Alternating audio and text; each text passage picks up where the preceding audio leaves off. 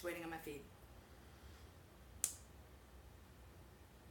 Waiting on the confirmation that we're live, and I think we are. Yay! Hi! Looks like we're live now on my end, so hopefully this will come through. I've got a lot of people racing this weekend and next weekend and the weekend after, and then the few minutes I have left before I have to go get my kids from school. I thought it might make sense to revisit a really great thing that Justin Ross, J-Ro, said a long time ago in a conversation and podcast with me. So that, and how that sort of ties into maintain, because I'm getting a lot of questions, wonderful questions. I love the questions, and if ever you have questions, don't hesitate. info@coachedandloved.com. But don't be surprised if I stream and post the answer either here or Facebook or on my YouTube channel instead of writing a reply, because this way you really do get a thorough, better answer. More better. Damn right you do. I'm really tired, guys. It's been a long day. I ended up having to do 2 runs. It was not planned. That's okay. So, but back to what I want. So I want to talk about race day perspective and the objectives you need to kind of walk out the door with. 1. 2, how that ties into maintain and why you shouldn't worry about, yes, you can, if you train the way I tell you to train, ramp up for a marathon in 10 weeks. 2. And 3, I'll tell you a little bit about Rebuild, which, by the way, the beta just opened. And we had a few kinks this morning, and we're still bringing it together. But that is looking good to go live on June the 1st. If you want to get in a little bit sooner, feel free. Email info@coachedandloved.com. I still have a couple spots in the beta. I'd be good putting people in, and you are by no means behind. If anyone's behind, it's me. So don't worry about that. So when it comes to the race, and I know this entire conversation was sparked by a runner I had a call with earlier today. And that runner has a marathon coming up in 6 weeks. And I was like, you're fine. You're fine. You're looking at it wrong. Like, what are you worried about? She's like, well, I haven't had a 16-mile run, an 18-mile run, a 20-mile run, any of the... it's been a long winter here in Denver. She had major surgery last summer. And healing takes a while. Sometimes we don't bounce right back as quickly as we would like to, or as quickly as we think we should. It's shaming to live in the should do, remember. That's why we don't like to go there. So when it comes to returning, this race has been on the calendar already for a year. She's like, can I still do this? Should I still do this? And my answer was a vehement yes. And I'm going to tell you, to explain her yes a little bit more, I thought would be useful if you are having your own questions about races coming up, because it's a big perspective shift that needs to happen in the non-elite, non-professional running community. So here's what matters. This person has been running a lot. She's incredibly fit. She has not been training the way that we have trained in the past for a marathon. She's like, are you sure I can cover the distance? I'm like, yes, you can. But you know what? It's going to hurt. You're not going to be much slower than you've been in the past. This isn't going to be the best day ever, like when we ran Philly, and that was a great day. It's not going to be that, but it never was, considering last year, the winter that we had, and in any circumstance, no spring race was ever going to go that well for people who live in Colorado. So I said, your race won't be much slower than a race we did. That was a bit of a disappointment because the weather was terrible and there were black flags flying and they almost canceled the race. Like, that day is going to be comparable to this. You'll be about the same effort. You won't be much slower than that, but it's going to hurt a whole lot more. She's like, yeah, I did. I walked away from those races feeling real good. I'm like, this is because your body had adapted to the distance, and we haven't really had time to do that with all that's been going on. But you're going to get there and you're going to be able to do it. And that kind of led to the comment that J-Ro made about training being like an orange. So my job as a coach, and your job is to write the plan, and yours as an athlete is to execute it. That will take an existing orange and make it bigger. So let's say, and this is just easier with a visual to kind of wrap your brain around. So let's say, your orange is here, and with training, we can push it out to there. We make your overall aerobic system bigger. We give you more endurance. We give you more muscle power. We actually accomplish a whole lot in a training cycle that's critical in a variety of different ways that are functional long-term health. But I digress. Where people get wrapped around the axle is how big is this? What is the circumference? I need to know the circumference and the diameter of the orange. And because I can't, how am I supposed to do anything on race day if I don't know how big my orange is? And I'm like, whoa, that's the wrong way of looking at it. This is your body's not a machine. This is also kind of ties back to the EAT and how people would take it and be like, and I would say over and over again, like, this is the best case scenario. Yay! The best case scenario is this outer ring of the orange. And people are like, well, I need to do that then. I just thought I'd do that.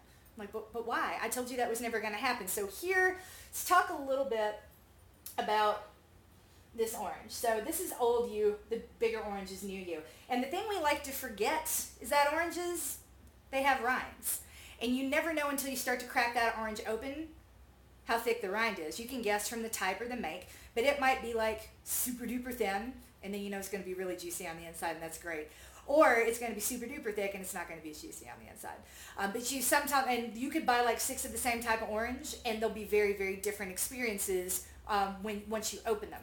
And that really is a great metaphor for racing, because again, you've got this.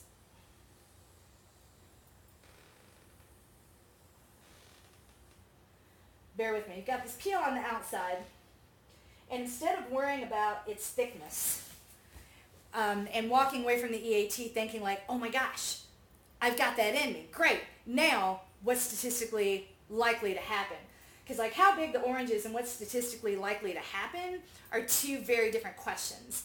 And if you are coming to every single race that you do demanding the top edge of your physical capabilities, that we squeeze every drop out of that orange on race day with absolutely nothing left, I'd be kind of like, what are you doing?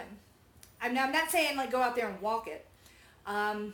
There is balance though in between. There's a spectrum. Like not like extracting every single ounce of value out of this one day is hardly a failure. And if you're looking at that as a failure, I would dare say that what you're doing is looking at this, you're going into the race looking at it incorrectly. So when we start this training and we start this process and you do the EAT because this was pretty consistent with my lifetime athletes. There's something different maybe about the way it was presented to them or what they came to me and expected from it, but it never caused angst and it never caused tears. It would be like, hey, guess what? Congratulations, you have the best possible case scenario on this day is like a 4-hour marathon. Yay, you! Congratulations, you've got that in you. Isn't that great to know? Yay! Now that is if everything is perfect and everything lines up and the angels come down and like God himself sort of like carries you to the finish line, but you can't make demands like that on God or angels for sure. You just be grateful for what you get. What we need to do is determine reasonably how thick the rind is. Not how bad is it going to be, but what's more realistic. And for the most part, it could be a 420. And yes, you can make the argument that's just a couple of good choices out there, and I'm like, that's what racing's about. Like, how's the day going to go? What do you have inside you? What kind of choices you're going to make? What are you going to be facing mile by mile? And maybe you could. And that hope is always going to be there, but to look at it as, you know, A goal, B goal, C goal, I get really nervous about that because, like, well, I didn't get my A goal and I didn't get my B goal and my stretch goal was out the window. Like, it just demoralizes you as you go through the race. So I prefer the framework that I like to use and have always used is like, where's my physical capability at right now? Yay! And you know what?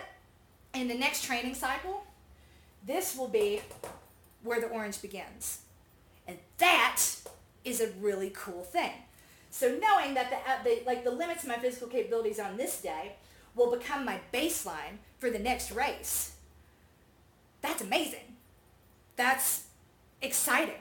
No matter what happens on race day, I can focus on how fit I have become through this training cycle. I can focus on how awesome the next one is going to be. I can get excited about all the work I'm going to do next year rather than cross the finish line, see a number that's slower than this number and feel really bad about myself either bad about the training or bad about anything other than looking at what I've actually done, which is grow this orange to be something really huge and really great, because that's what training does. And how big this orange is will never be defined by what you did on race day. It's defined by what you're capable of when you start the training cycle and how far you go over the course of the training cycle. And I'm not putting a number in there intentionally, because some people only listen with one ear and they look for the numbers and they don't hear all the reasoning in between. And they're like, oh, well, if I'm going to start here and I'm going here, then that should be what I do every time. And that's not the case. Sarah Hall said it really, really beautifully in a tweet after the Boston Marathon, where she says, it's basically the same thing. It's so great to know that what I did today is the baseline for work that's later to come later this year. And to see what's possible, it will never be nothing. It will never be less than totally motivating. And I really wish, even though we don't have to be elite, and it's not better to be faster, and it's not, without putting like any sort of value on being faster or different than where you are today, where the value needs to be is on appreciating all this growth and all the work and all that you've done, and getting excited about the possibility that will become the baseline the next time you start working. So if you're going into that race thinking about this any other way, you are setting yourself up mentally for failure and disappointment. And as a coach, I don't like that. I dare you to look at this differently, and I dare you to change it. So, and to the runner who's looking at a number right now that she doesn't like a whole lot, this was never going to be an A race. This was, you had a really cool, you did a lot of international travel last year and this year. You had a really cool winter. You've had a much cooler winter than I have. You've had a much better year last year than I had. Congratulations, and I missed you, and I can't wait to start. I'm almost fit enough to run with you again, and that has been hashtag goals for me this year, and I'm almost there. So however unfit you are, or however unfit you feel right now, know that you've been the baseline that I have been working towards since May 2017. All I want is to be fit enough to run with Anna and Carrie again. And that, which is no disrespect to the Terrible Choice crew. I love those guys and I love running with them. And if we can't find some way to sync everyone at some point, then I'm just I'm gonna be running almost as much as the Terrible Choice crew, and nobody wants that. Oh my gosh. But I say that again lovingly. Know this, that no matter what happens on that race day, this person that you ask the questions to, the person you maybe look up to a little bit, the person that guides you, you are my goal. Where you are is where I want to be. You are my baseline. You're about to YOLO a marathon. I'm not fit enough to do that right now. I'm doing a lot of fun things. My endurance is not there yet. My cardiovascular fitness is not there yet. Getting there. It's all about being patient. It's about being patient, and it's about looking at the growth that I have done. It's looking about where I am right now and not being plussed by that number, and thinking when my next cycle starts, this will be my baseline. And how far can we go from there is what has kept me going for the past 18 months. And actually this framework has kept me going a whole lot longer than that. So yeah, it's really old school. This is what we did before we had Garmin's. We would go to a track, and the reason we went to a track was because you knew exactly how far you'd run. We never really knew the rest of the year. We'd get on the track and we'd do a mile time trial and use that, plus not even a calculator. We had to flip through a book to see what that mile predicted, what that, if you remember the X over Y, what power output would translate into over time. And that was how we predicted, that's how we adjusted our training over and over the course of a training cycle. We've evolved a lot since then. Training has come so far, but somehow our mentality has regressed to the point that if I'm not achieving the absolute edge of my capability every time I go out there, then what was it all for? It was a failure. This boom-bust cycle has to stop. And that is what we aim to do and maintain. What you don't know, Anna, because I didn't really point it out to you, is that you've been on Maintain now for about 6 months. You are about to YOLO a marathon 6 weeks from now, and you're fit enough to do it. Your shortest long run has been 2 hours. Your longest long, because you didn't trust me when you saw 75 minutes. Your longest long run has been 2 hours and 45 minutes, once again, because you didn't trust me when you saw 2 hours and 35 minutes. I'm telling you, you're fit enough to cover the distance. You are not fit enough to cover it the way that we covered it together in Philadelphia, but that doesn't mean you're about to fail. Look at the work that we've done from where you were last summer to where you are now. Look at that work and look at you're about to just casually show up in Canada and YOLO a marathon. And there is nothing loserish or failurish about that? What would you be telling your kid right now if this is his situation? And how that ties into maintain, I get that it's a different, everything that I say is a different way of looking at the same thing you've been doing for a long time. I swear to you, I've been doing it longer. Don't get involved in ego throwdown. I've actually like, I've been doing it 40 years, coach. But great, cool. Then go find someone you trust more than me. But I beg you, when it comes to maintain, when you're keeping that high base all year long, you can exercise an option to ramp up to a marathon at will without having to gear your whole year around it. When you do lots and lots and lots of easy effort runs and focus on the strength and know that the strength work you do supports the faster paces you want to run. You can't just do the faster paces and think that's going to be it. What we're doing is adapting your body over time. We're keeping that fitness level, keeping that orange nice and big so it doesn't shrink during the next training cycle. We're guaranteeing that this will be your baseline. The next time you start a training cycle, it actually might be a better number, a number that you're more likely to see. It might be 350.